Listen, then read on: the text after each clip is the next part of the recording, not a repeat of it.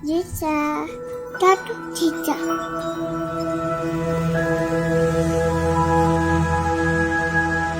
Ja sam Nino Arsovski i vi čitam prikazni.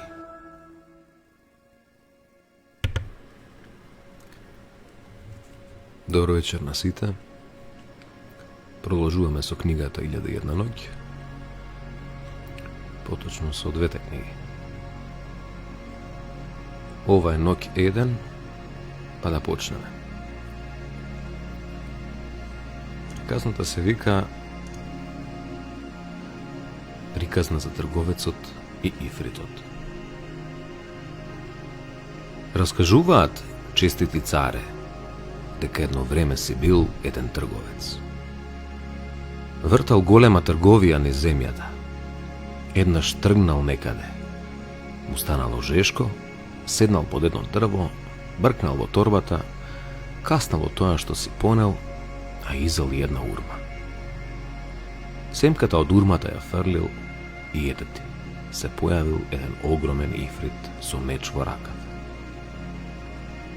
Му се приближил на трговецот и му викнал: "Станувај, ке те убијам како што губи син ми."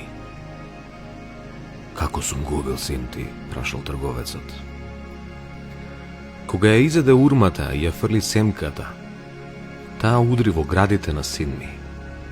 Го уби и тој веднаш умре," одговорил џинот. "Јас сум Аллах и јас сум тој од кој ќе барате помош," извикал трговецот, кажувајќи ги зборовите на Севишниот. "Нема друга моќ и сила освен онаа на Севишниот и големиот Аллах. Ако сум го убил, тоа било не сакајки. Те молам да ми простиш." "Не, морам да те убијам," бил упорен ифритот. Го кутнал на земја и го дигнал мечот да го исече. Трговецот заплакал и почнал да ги кажува следните стихови: "Играчка во рацете на времето сме ние. Судбината дете милува, дете бие. Звездите, небото, секако не се лага, но единствено каменот остава трага." "Ајде, доста зборуваше," рекол џинот. "Сега ќе те убијам." "Сакам само да знаеш, џине," рекол трговецот, "дека имам долгови, жена и деца, а и имотот сум го заложил. Пушти ме да си одам дома, да му дадам на секого тоа што му следува, а потоа ќе се вратам. Ти давам збор, ќе се вратам и тогаш прави со мене што сакаш. Аллах ми е сведок на зборовите." Џинот му поверувал и го пуштал. Трговецот направил тестамент и така живеал со своите блиски до крајот на годината. Тогаш си го здиплил покровот под мишка, се збогувал со роднините и соседите и трнал на пат проследен со плачење или лекање. Одел што одел и стигнал до исто поле.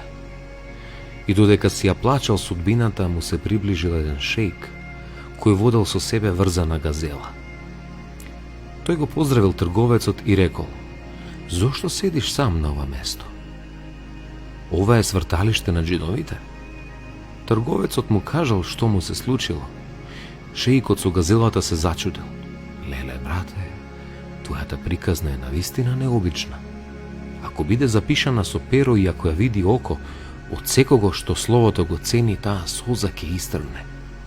Нема да те оставам додека не видам што ќе ти направи тој ифрит." Седнал до него и почнал да му зборува. И тогаш им се приближил втор шејк, кој водел два рта.